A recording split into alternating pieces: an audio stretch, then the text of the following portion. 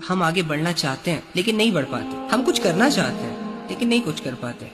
ہم روزانہ سوچتے ہیں کہ یار آج سے یہ کروں گا وہ کروں گا, اپنا رخ سیدھا کروں گا, گناہوں سے باہر آؤں گا, اللہ کے ساتھ تعلق سٹرونگ کروں گا. لیکن کیا ہوتا ہے کہ پھر سے یہ دنیا ڈی موٹیویٹ کر دیتی ہے, پھر سے نفسانی خواہشیں, چاہتیں, لذتیں حاوی آ جاتی ہیں, پھر سے کمزور پڑ جاتے ہیں. اس کا ایک ریزن تو سب سے بڑا یہ ہے کہ ہم حالات کو ایکسپٹ نہیں کرتے. ہم اس دنیا کو جنت کی نگاہوں سے دیکھتے ہیں. ہم انسان ہیں اور انسان کے بارے میں اللہ رب العزت نے کہا ہے کہ ہم آپ کو آزمائیں گے, کبھی بھوک سے, کبھی خوف سے, کبھی آپ کی تجارت کے مال کو کم کر کے, وغیرہ وغیرہ. لیکن انسان کی اپنی پرسنل خواہش یہ ہے کہ وہ ہمیشہ خوش رہے, اسے اگر لوگ ملے تو اچھے ملے. انسان یہ چاہتا ہے کہ اس کے پاس ایک بہت اچھی لگژری لائف ہو. انسان یہ چاہتا ہے کہ جتنا میں نے اس دنیا میں رہنا ہے, 60 سال, 70 سال, 80 سال, 100 سال, میں اچھے سے رہوں, میں کمفرٹیبل رہوں, کوئی غم, کوئی پریشانی, کوئی دکھ میرے قریب نہ ہے. اب انسان کی اپنی چاہت تو یہ ہوتی ہے, آپ کی بھی ہے نا, یہی آپ کی سب سے بڑی پرابلم ہے, یہی تو وائرس ہے جو ہمارے اندر انسٹال ہوا ہے. لیکن اللہ نے کہا ہے کہ نہیں, میں تمہیں ایسے نہیں رکھ سکتا, یہ دنیا ہے, اگر میں تمہیں یہاں اس دنیا میں وہ ساری چیزیں پرووائڈ کر دوں جو تم چاہتے ہو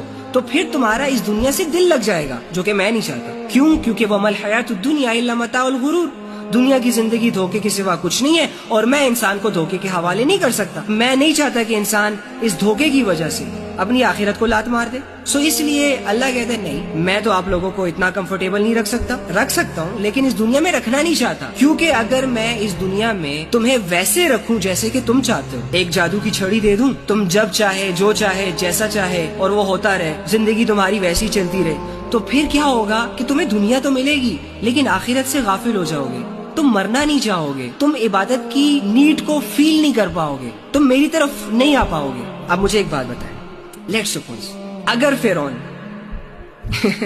یار میں ہر مثال میں اس فرعون کو رگڑتا ہوں, اگر فرعون ایک بھکاری ہوتا, اگر فرعون کے پاس کپڑے نہ ہوتے پراپر طریقے سے پہننے کے لیے, وہ کوئی بادشاہ نہ ہوتا, عام بندہ ہوتا, خود کسی کے ظلم کے انڈر اپنی زندگی گزار رہا ہوتا, اس پر ظلم کے پہاڑ ٹوٹ رہے ہوتے, اس کے پاس دولت نہ ہوتی, شہرت نہ ہوتی, وہ بادشاہ نہ ہوتا, فقیروں کی طرح زندگی گزار رہا ہوتا اور اپنے حالات سے تنگ ہوتا اور مارا در بدر کی ٹھوکریں کھا رہا ہوتا. ایسے فرعون کو اگر تم لوگ کہو کہ میرے پاس تمہارا ایک سولوشن ہے, وہ کہے گا بتاؤ, میں تو خود زندگی سے تنگ ہوں, میں تو ڈھونڈی سولوشن رہا ہوں. اگر تم اسے کہو کہ ایسا کرو, اگر تم 5 وقت کی نماز پڑھنا سٹارٹ کر دو, اگر تم اللہ پر ایمان لے آؤ, تو کیا ہوگا کہ اللہ تمہیں مرنے کے بعد ایک بہت بڑی لگژری لائف دے گا. اس کے بعد تمہارے پاس ایک ایسی دنیا آئے گی جدھر تم جو چاہو گے وہ ہوگا. تو عین ممکن ہے کہ وہ کہے کہ یار ویسے بھی دنیا میں کچھ ہے ہی نہیں, تو آؤ یہ آخرت تو بنا لوں. لیکن اس کے پاس آؤ جلال تھا, اس کے پاس غرور تھا, اس کے پاس تکبر تھا, اس کے پاس میں تھی, پاور تھا, اتھارٹی تھی. تو وہ جب یہ سنتا نا یہ بات کہ تمہارا ایک رب ہے, تو اس کی جو اندر کی اکڑ تھی نا وہ چیلنج ہو جاتی.